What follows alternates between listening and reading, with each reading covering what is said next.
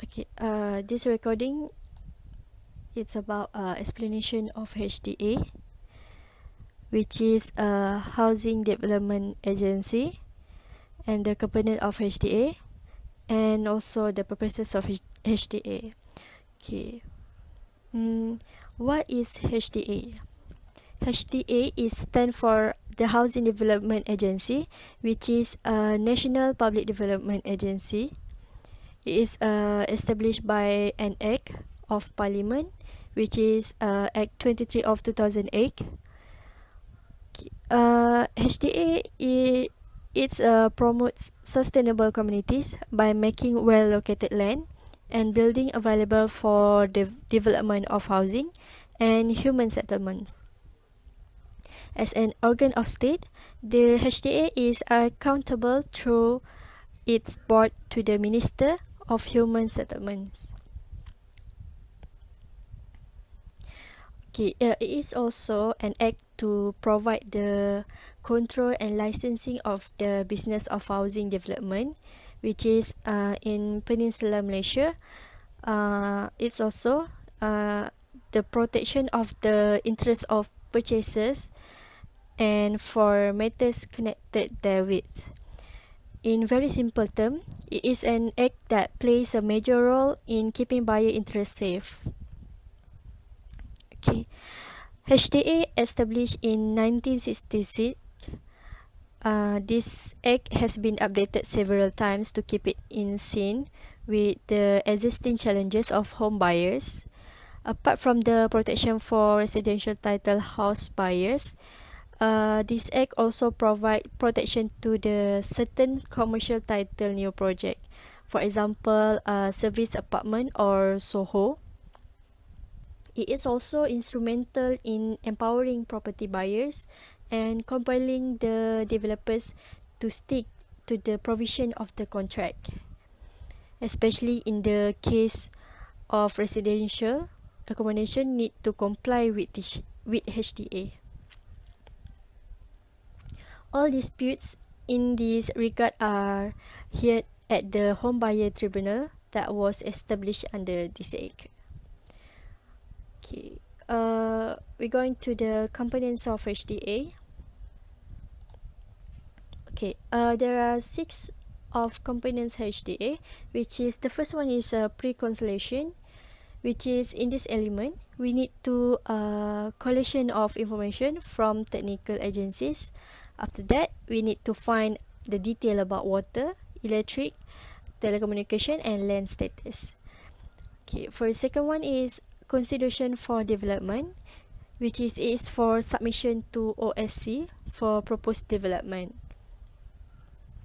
Okay, the third one is commencement of work, which is in this component we need to find out Borang B, PDC 6, MSIG Vol 2, Borang JKJ 103, Sijil Tanah, and others. Fourth is interim inspection. Okay, during this stage, interim with TNB, Bomber, PBAN,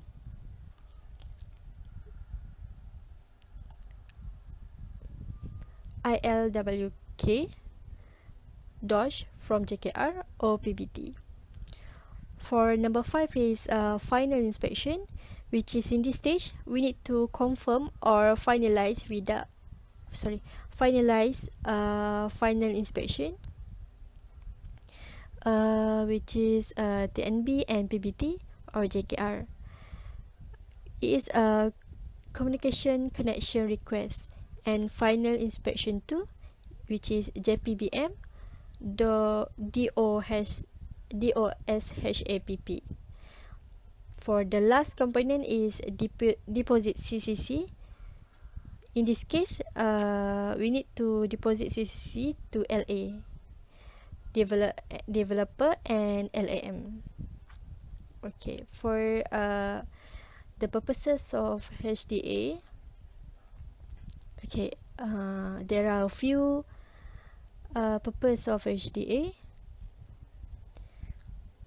As we all know, HDA plays a crucial role in protecting the rights of home buyers in a comprehensive manner.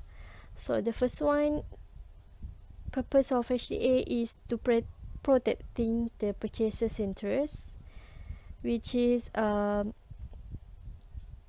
majority of home buyers in Malaysia are first-time buyers without too much understanding or exposure in the real estate world.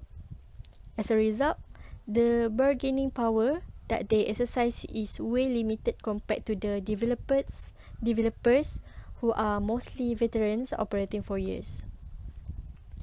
So, to protect buyers' interests, the government comes out with this HDA.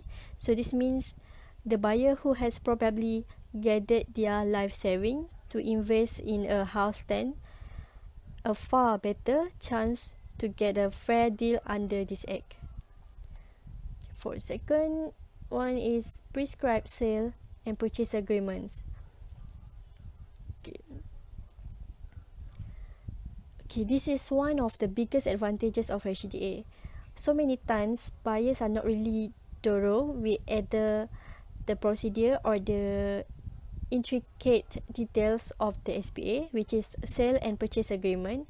But now the HDA has mandated a standard format for the purchase agreement.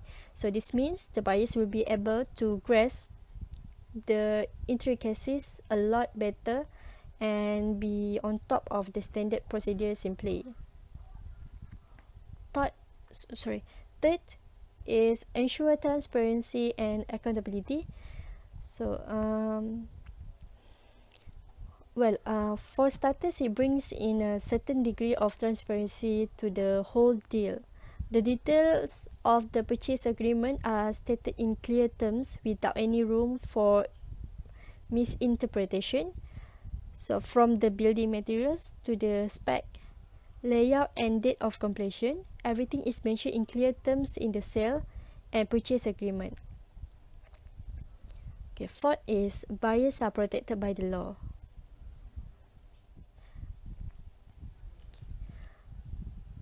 Okay, fifth is Tribunal for Home Buyer Claims. There is a special tribunal, the Home Buyer Tribunal, to address all buyer-related disputes and conflicts. Okay, here's the buyers can lodge complaints without hiring a lawyer. The claims here are limited up to 50,000, but it surely provides an adequately empowered body to the buyer to fix their complaints and potential dispute elements with the developer. If your claims are more than 50,000, you can choose to go for an alternative way, which is civil litigation. Besides, it is important to know that there is a time limit for filing a claim to the tribunal, which is the first one is within 12 months of the CCC, which is a Certificate of Completion and Compliance issue date, and second one is within the defect liability period. Okay. For the last one is holding funds in a special account.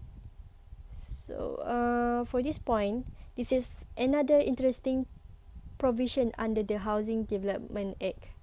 The money that the buyers pay to the developer is held in a special trust. It is called the Housing Development Account.